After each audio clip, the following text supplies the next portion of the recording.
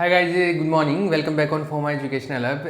Last lecture के अंदर हम लोग आइंस्टाइन का जो थ्योरी था स्पेसिफिक हीट के लिए वो पढ़ रहे थे और वो थ्योरी कंप्लीट हो गया था और फाइनली हमारे को एक फॉर्मूला मिला था स्पेसिफिक हीट का। उसमें हमने दो कंडीशन ली थी, दो केसेस, लोअर टेम्परेचर पे और हायर टेम्परेचर्स पे।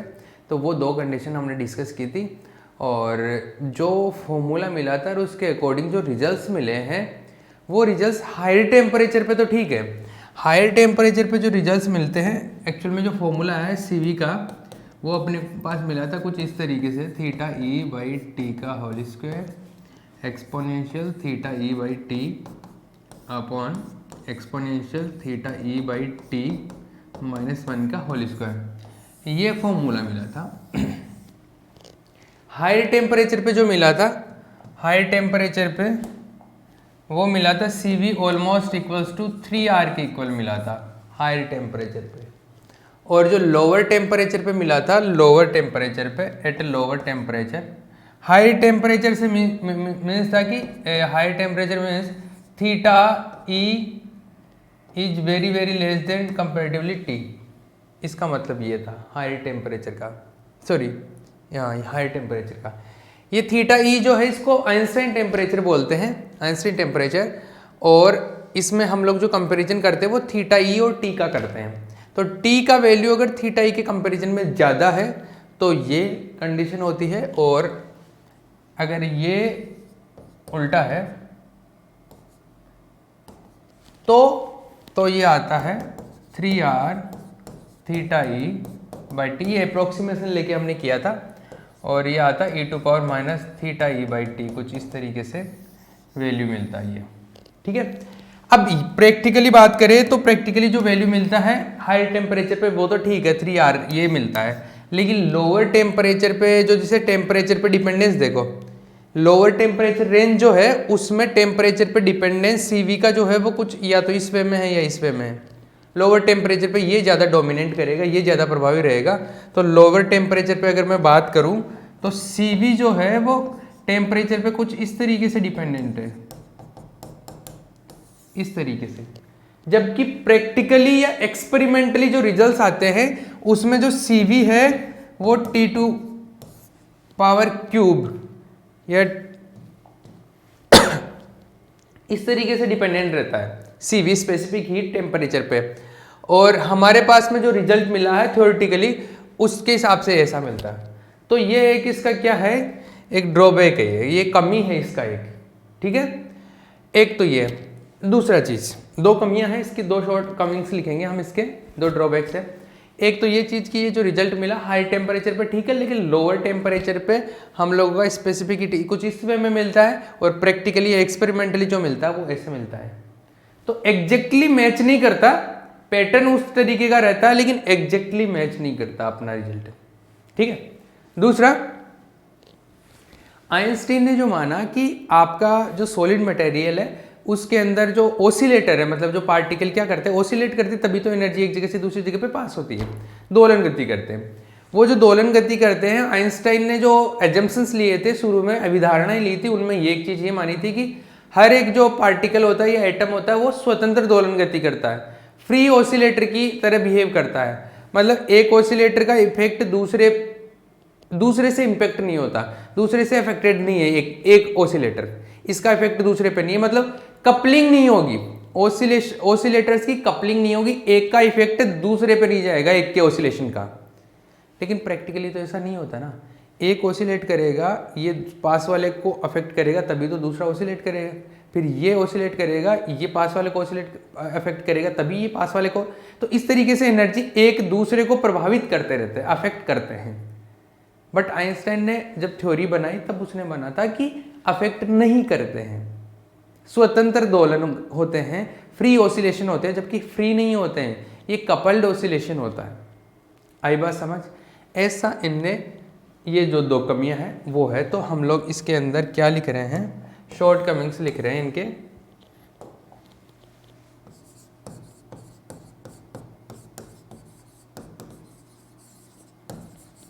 Short Cummings of Einstein theory.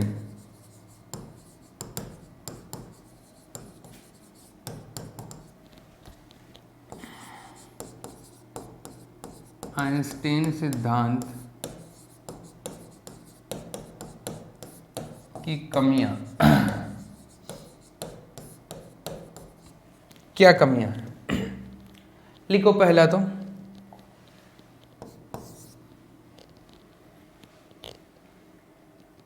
Einstein के अनुसार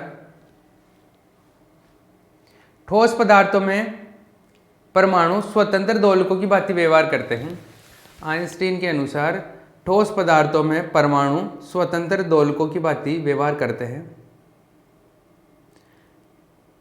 आइंस्टीन के अनुसार ठोस पदार्थों में परमाणु स्वतंत्र दोलकों की भांति व्यवहार करते हैं, जबकि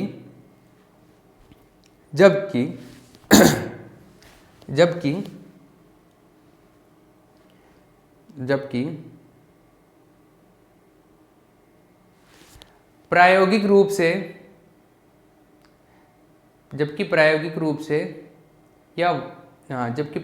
से ऐसा नहीं होता है। According to Einstein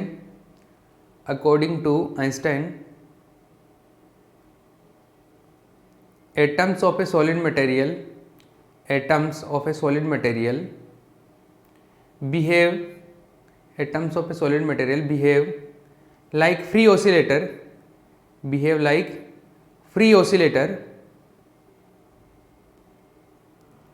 but practically it is incorrect। ठीक है। दूसरा,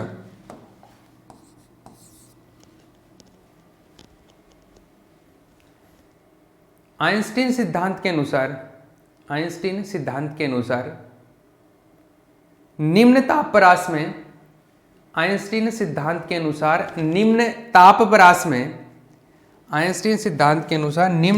परास में विशिष्ट ऊष्मा Cv is proportional to e to power minus theta e by t।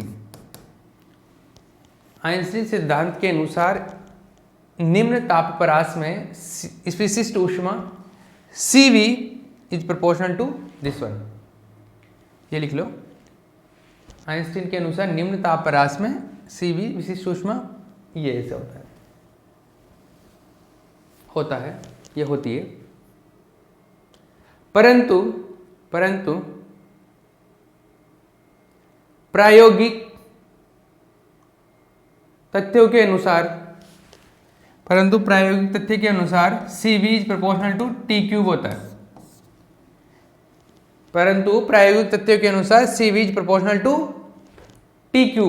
होता है।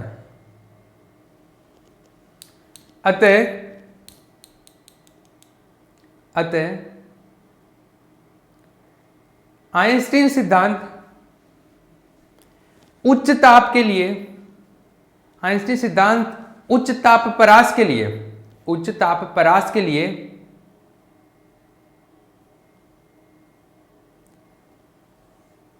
ठीक तरीके से लागू होता है, परंतु निम्न ताप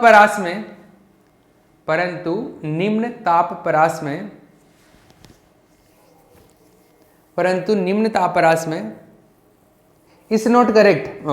परंतु निम्न ताप परास में यह प्रायोगिक तथ्यों से मेल नहीं खाता है। यह मेल नहीं करता है। ठीक है, ये इसके शॉर्ट कमेंट्स हो गए। इसको मैं इंग्लिश में लिखवा देता हूं। Second point, according to Einstein theory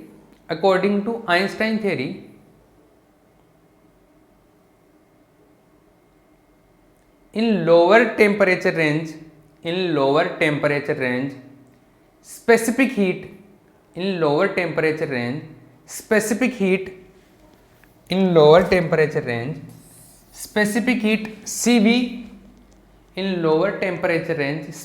heat Cv is proportional to this one। in lower temperature range specific heat Cv is proportional to this one, but by experimental results but by experimental results CV is proportional to T2 cube.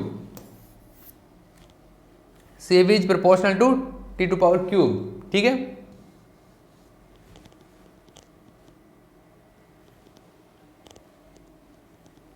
hence at higher temperature Einstein theory is correct. At higher temperature Einstein theory is correct, but at higher temperature Einstein theory is correct, but at lower temperature range,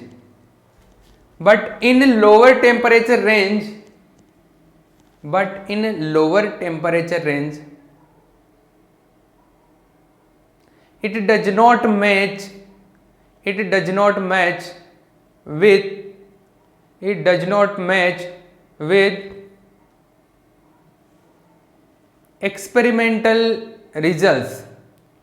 match with experimental results. ठीक है, अब देखो Einstein theory खत्म हो गया. Einstein theory के बारे में पढ़ा, ये हायर टेम्परेचर के लिए ठीक है, लोअर टेम्परेचर के लिए सही तरीके से अप्लाई नहीं हो पाता है. एक्चुअल में जैसा एक्सपेरिमेंटल रिजल्ट मिलते हैं उतना सही करेक्ट वे में नहीं दे पाता है. उसकी कमी भी बता दिया हमने कि क्यों नहीं दे पा रहा है, ये क्या वजह है. अब इसके बाद में एक थ्योरी और दिया गया जिसको बोलते हैं डिबाई थ्योरी. तो डिबाई साइंटिस्ट ने दिया, ये डिबाई थ्योरी है. तो हम लोग नेक्स्ट लेक्चर के अंदर डिबाई थ्योरी पढ़ेंगे, लेकिन उससे पहले मैं आइंस्टाइन थ्योरी से रिलेटेड कुछ न्यूमेरिकल के बारे में बात कर लेता हूँ. कुछ सीधे सीधे न्यूमेरिकल आते हैं, कुछ टफ न्यूमेरिकल नहीं आते हैं. मैं कुछ बात कर लेता हूँ. देखो आइंस्टाइन थ्योरी से रिलेटेड कुछ न्यूमेरिकल्स.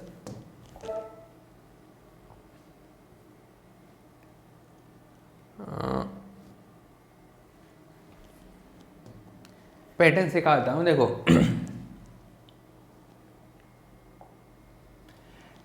ये किसी बुक से एग्जाम्पल उठाया है मैंने. Calculate the Einstein frequency for copper. तांबे के लिए आइंस्टाइन आवृत्ति का मान ज्ञात करो.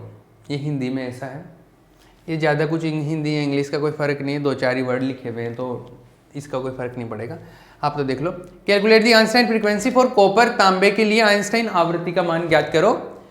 गिवन कुछ गिवन है. देखो H का वैल्यू गिवन है, H प्लैंक कांस्टेंट का वैल्यू, KB का के बोल्ट्जमान कांस्टेंट उसका वैल्यू गिवन है, और आइंस्टाइन टेम्परेचर का थीटा ई का, ये 3-4 वैल्यू गिवन है. और एक चीज पूछी है अपने को. ठीक है, अब देखो इस क्वेश्चन को करते हैं. आपको H गिवन है 6.6 × 10⁻34, K गिवन है और थीटा ई गिवन है. थीटा ई गिवन है 240 केल्विन. थीटा ई का वैल्यू जो गिवन है आपको कितना है 240 केल्विन. थीटा ई गिवन है आपको 240 केल्विन. तो क्वेश्चन थीटा ई गिवन है आपको 240 केल्विन. एक चीज गिवन है. ठीक है, आइंस्टाइन आवृत्ति पूछा है. ये क्या है, आइंस्टाइन टेम्परेचर दिया हुआ है ना, आइंस्टाइन टेम्परेचर को थीटा ई से लिखते हैं. आइंस्टाइन फ्रीक्वेंसी का क्या मतलब है. पहली चीज तो आइंस्टाइन फ्रीक्वेंसी क्या होता है. थीटा ई हमने किसको लिखा था, थीटा ई हमने लिखा था h/k. इस चीज को हम लोग थीटा ई लिखते थे. आइंस्टाइन टेम्परेचर ये एक हमने कांस्टेंट लिया था, ये अगर याद हो तो. नहीं याद है तो ये ध्यान रख लो. ये जो न्यू है यहाँ पर, इस न्यू को बोलते हैं आइंस्टाइन फ्रीक्वेंसी. इस न्यू को थीटा ई भी लिख दिया जाता है, और यहाँ पे थीटा ई है उसको आइंस्टीन आवृत्ति बोलता हूं मैं. आइंस्टीन आवृत्ति.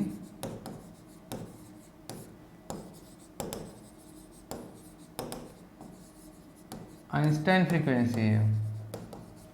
ठीक है, दिस इज आइंस्टाइन फ्रीक्वेंसी. तो अपने को न्यू ई कैलकुलेट करना है. वो क्या होगा, थीटा ई इंटू K/H.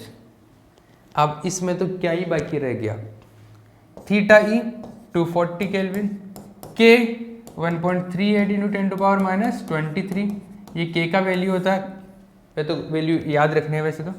6.6 × 10⁻34 ये H का वैल्यू है. जो भी काट पीट के मिले आपको वो कैलकुलेट कर लेना. मेथड मैंने बता दिया है. चमका.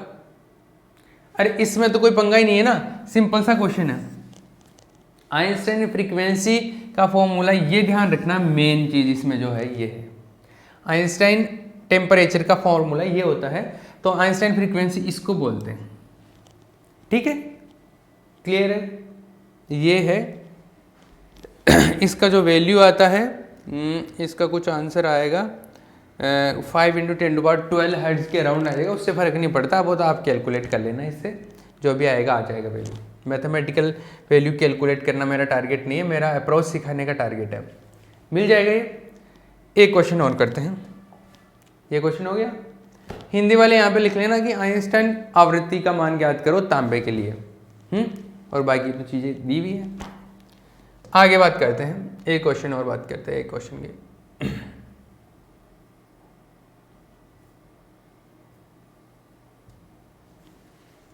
देखो ये क्वेश्चन देखो, इसमें क्या गिवन है? Einstein frequency of A solid is, Einstein frequency दिया हुआ इस बार, आइंस्टाइन आवृत्ति का मान। ठोस के लिए आइंस्टाइन आवृत्ति का मान ये है, इतना वैल्यू गिवन है आइंस्टाइन फ्रीक्वेंसी का, ये रहा, ये आइंस्टाइन फ्रीक्वेंसी है। Calculate the Einstein temperature of solid. इस बार क्या आइंस्टाइन टेम्परेचर पूछ लिया, तो कुछ अलग पूछ लिया क्या? वही तो चीज है। ये एक सेकेंड यहीं पे कर लेते हैं इसको। थीटा आइंस्टाइन फ्रीक्वेंसी गिवन है, आइंस्टाइन फ्रीक्वेंसी को बोलते हैं न्यू ई, है ना, अभी बोला मैंने। और इसका वैल्यू क्यों 1.38 × 10⁻13 हर्ट्ज। अपने को पूछा है थीटा ई, आइंस्टाइन टेम्परेचर ये पूछा है, तो इनके बीच में रिलेशन क्या होता है? Theta E is equals to h nu by k, ये तो एच के न्यू।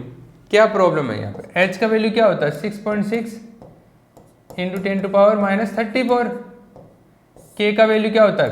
1.38 × 10⁻23। और ये न्यू ई का वैल्यू है 1.38 × 10⁻13। ये मिल जाएगा जो भी मिलेगा, ये आ गया आइंस्टाइन टेम्परेचर का वैल्यू। क्या प्रॉब्लम है? ये इससे कैंसिल आउट हो जाएगा, ये 23 से 13 जाएगा, तो ये 13 ऊपर जाएगा 26, और 36 हो जाएगा। 36 में से ये 34 जाएगा, तो ये क्या हो जाएगा? 36 में से ये 10⁻2 बचेगा। ये आ गया केल्विन में, 660 केल्विन।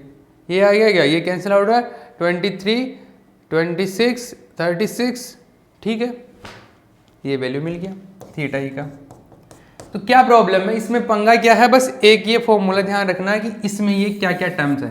अगर ये दोनों चीज़ें पता है कि थीटा ई क्या है, आपको थीटा ई क्या है और न्यू ई का क्या मीनिंग है, वो बाकी तो इसमें कुछ भी नहीं है। दो कांस्टेंट है एच और के, इन कांस्टेंट के वैल्यू हो सकता है एग्जाम में नहीं दे, और वैसे जरूरी नहीं है कि और जो न्यूमेरिकली है और जहाँ पे भी हम लोग जरूरत पड़ते हैं तो वहाँ पर भी हम लोगों को ये ध्यान रखना पड़ता है। तो इन दोनों के तो वैल्यू आपको वैसे भी याद रखने ही होते हैं, क्वांटम मैकेनिक्स में भी हमने खूब पढ़े हैं इन दोनों के वैल्यू। तो ये दो वैल्यू तो आपको ध्यान रखने पड़ेंगे, याद रखने हैं। हो सकता है एग्जाम में दे भी दे, इस न्यूमेरिकल में तो दे दे, लेकिन और कहीं पे जरूरत पड़ जाएगी। तो ये दोनों कांस्टेंट के वैल्यू तो आपको याद रखने हैं। ठीक है, एक न्यूमेरिकल और कर लेते हैं, फिर ये कंप्लीट हो जाएगा। ये न्यूमेरिकल कर लेते हैं, ये लो। The Einstein temperature for diamond is this one. हीरे के लिए आइंस्टाइन ताप का मान 1450 केल्विन है। सिंपल। हीरे के लिए कितना है? थीटा ई, आइंस्टाइन ताप थीटा ई होता है कितना है? 1450 केल्विन। एक दूसरी चीज ध्यान रखना, यहाँ पर जो भी वैल्यूज काम में ले रहे हो केल्विन में लेनी है, डिग्री में नहीं लेना है। डिग्री में दी हुई है तो उसको केल्विन में कन्वर्ट कर लेना 273 ऐड करके, है ना। 273.15 होता है वैसे एग्जैक्ट वैल्यू तो, लेकिन 273 ऐड कर देना डिग्री में तो केल्विन में चेंज हो जाता है वो। ये पहले बता चुका हूँ, या बेसिक चीज़ें हैं, सबको आती होगी। तो Einstein temperature for diamond is this one. ये हीरे के लिए डायमंड आइंस्टाइन ताप का मान है 1450 केल्विन, ये है। कैलकुलेट क्या करना? Calculate the specific heat of diamond at 290 kelvin, 290 kelvin ताप पर स्पेसिफिक हीट विशिष्ट ऊष्मा निकालना। कितने ताप पर? ताप का वैल्यू गिवन है 290 केल्विन, और निकालना क्या? स्पेसिफिक हीट विशिष्ट ऊष्मा कैलकुलेट करना है। विशिष्ट ऊष्मा निकालना है, CV का वैल्यू कैलकुलेट करना है। तो CV का फॉर्मूला पता है आपको? आइंस्टाइन के हिसाब से पूछ रहा है ना, तो आइंस्टाइन का फॉर्मूला लगाना। डीबाई के हिसाब से पूछे तो डीबाई का फॉर्मूला लगाना। तो इसका फॉर्मूला होता है 3r theta E by T square e to power theta E by T upon e to power theta E by T minus 1 का होल स्क्वायर। ये इसका जनरल फॉर्मूला होता है, ठीक है। ये अभी केस पर्टिकुलर किसी केस की बात नहीं कर रही, ये जनरल फॉर्मूला हो गया। इसमें देखो थीटा ई का वैल्यू दिया हुआ, टी का वैल्यू गिवन है, आर का वैल्यू ये रहा, सारी वैल्यू से गिवन है, पुट करो निकाल लो, सिंपल। दूसरी चीज देखो, रखो एक बार 3r theta E by T, theta E कहाँ 1450 1450 290 का स्क्वायर ई टू पावर 1450 बटे 290 ई टू पावर 1450 बटे 290 माइनस 1 का होल स्क्वायर, ठीक है। ये है। अब देखो 290 से यहाँ से डिवाइड करेंगे तो ये कितना बार जाएगा, ये 5 टाइम चला गया क्या, ये 5 टाइम, ये भी 5 टाइम, ठीक है। अब e टू पावर 5 माइनस 1, तो e टू पावर 5 तो 1 के कंपैरिजन में तो काफ़ी ज़्यादा होगा, तो 1 को रिमूव कर दो। ये हाई टेम्परेचर वाली कंडीशन चली गई है, सॉरी लोअर टेम्परेचर वाली कंडीशन चली गई, तो ये 1 तो रिमूव हो जाएगा, e टू पावर 5 का स्क्वायर हो जाएगा। तो ये जो आएगा, ये आएगा CV is equal to 3r, और ये तो 5 टाइम हो गया ना, तो 5 का 25 हो गया, 25 इंटू ई टू पावर 5, नीचे ई टू पावर 5 का स्क्वायर है, तो एक तो बार इससे कैंसिल आउट हो गया, ये 3r का वैल्यू रख दो 8.3 इंटू 10 टू पावर 3, ये आ गया इंटू 25, और ये ई टू पावर 5 बचेगा नीचे, तो वो ई टू पावर 5 ऊपर आ जाएगा, ये CV का वैल्यू आ जाएगा। आई बात समझ? मैंने तो ये चीज़ है कि आपको ये फॉर्मूला पता होना चाहिए, ठीक है। तो अगर न्यूमेरिकल करने हैं आइंस्टाइन से रिलेटेड, तो आपको तो आइंस्टाइन का फॉर्मूला पता होना चाहिए, ये आइंस्टाइन स्पेसिफिक हीट का आइंस्टाइन के लिए, और आइंस्टाइन थ्योरी के हिसाब से दूसरा थीटा ई का वैल्यू पता होना चाहिए कि थीटा वैल्यू हमने किस चीज़ को ले रखा है, या इसका मीनिंग क्या होता है, थीटा ई का, आइंस्टाइन टेम्परेचर का क्या मीनिंग है, ये चीज़, ये सेंस समझ आना चाहिए आपको।